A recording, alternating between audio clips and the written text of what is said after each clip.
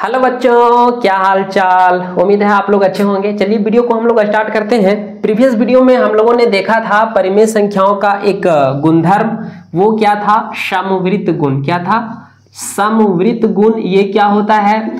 समवृत्त गुण वैसे गुण को कहते हैं अगर दो संख्याओं के बीच में अगर हम लोग या तो जोड़ दे या घटा दे या गुना कर दे या भाग कर दे और उसका रिजल्ट उसी ग्रुप से हो। अगर यानी कि दो परिमेय संख्या को अगर हम लोग जोड़ते हैं और इसका रिजल्ट भी एक परिमेय संख्या ही रहता है, ठीक है, इसका रिजल्ट भी एक परिमेय संख्या ही रहता है, तो कहेंगे कि योग के अंतर्गत ये समवृत्त गुण होता है। ठीक है, तो इसका दूसरा जो परिमेय संख्या में पढ़ना है, ये पहला था, दूसरा नंबर जो पढ़ना है वो है क्रम विनिमय गुण। ठीक है, क्रम विनिमय।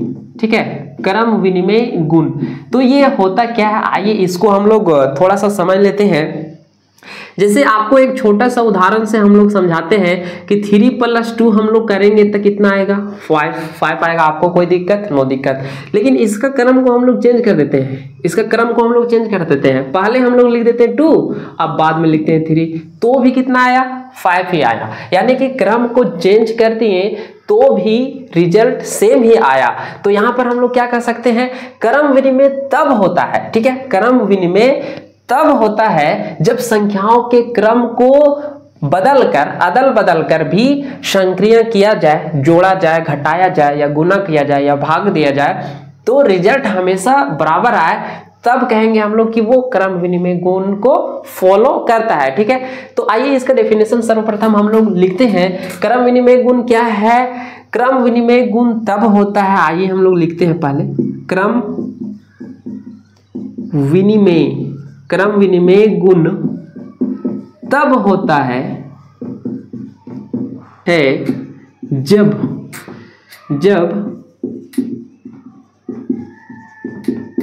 संख्याओं का क्रम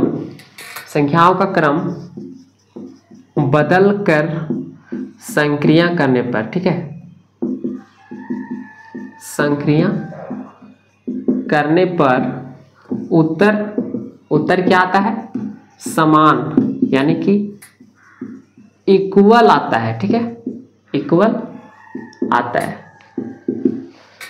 जैसे कि उदाहरण में अभी हम लोगों ने समझ लिया था, उदाहरण, ठीक है, क्रम को हम लोग क्या करेंगे? चेंज कर देंगे। 3+5 करेंगे तो भी 8 आएगा, या हम लोग 5+3 करेंगे तो भी 8 ही आएगा। तो आप इस तरह का उदाहरण आप लिख सकते हैं। ठीक है, कोई दिक्कत? नो दिक्कत। बात कर लेते हैं, इसको हम लोग लिख देते हैं पूर्णांक। क्या लिख देते हैं? पूर्णांक। तो पूर्णांक को अगर हम लोग जोड़ते हैं क्रम बदल बदल के तो भी रिजल्ट जो आंसर है वो समान आता है, तो हम लोग कहेंगे कि पूर्णांक योग के अंतर्गत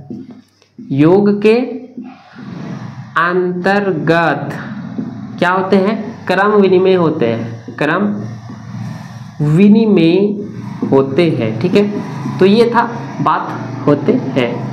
आगे हम लोग देखते हैं परिमेय संख्या में क्या ये रूल्स काम करता है। तो परिमेय संख्या के लिए आइए हम लोग हेडिंग लगाते हैं परिमेय संख्या के लिए। ठीक है, तो ये था दूसरा नंबर। इसका हम लोग देखते हैं पहला परिमेय संख्या के लिए, परिमेय संख्याओं के क्रम विनिमय गुण। ठीक है, परिमेय संख्याओं के योग लिख दीजिए सीधा, परिमेय संख्याओं के योग के अंतर्गत, ठीक है, अंतर्गत क्रम विनिमय गुण, क्रम विनिमय गुण। तो आइए इसको हम लोग सर्वप्रथम चेक करते हैं।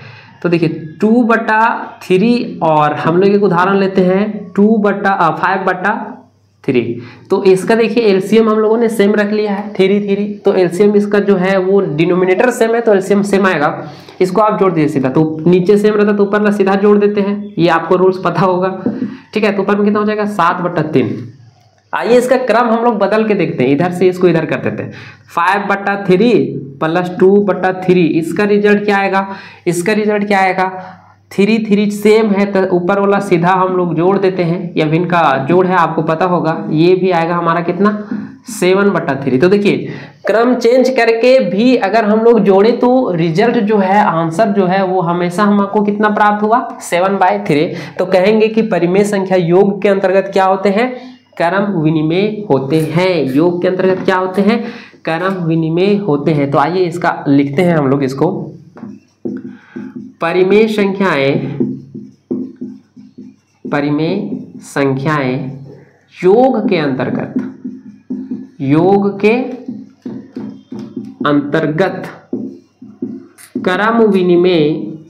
क्रम विनिमेय होते हैं। योग के अंतर्गत क्या होते हैं, क्रम विनिमेय होते हैं। अर्थात A/B, अर्थात ऐसे लिख लीजिए, परिमेय संख्याएं A/B तथा C/D के लिए क्या हो जाएगा, A+B, A/B प्लस C/D कीजिए या C/D प्लस A/B कीजिए, होगा। ठीक है, दोनों क्या होगा, बराबर होगा। उदाहरण का बात हम लोग कर लेते हैं।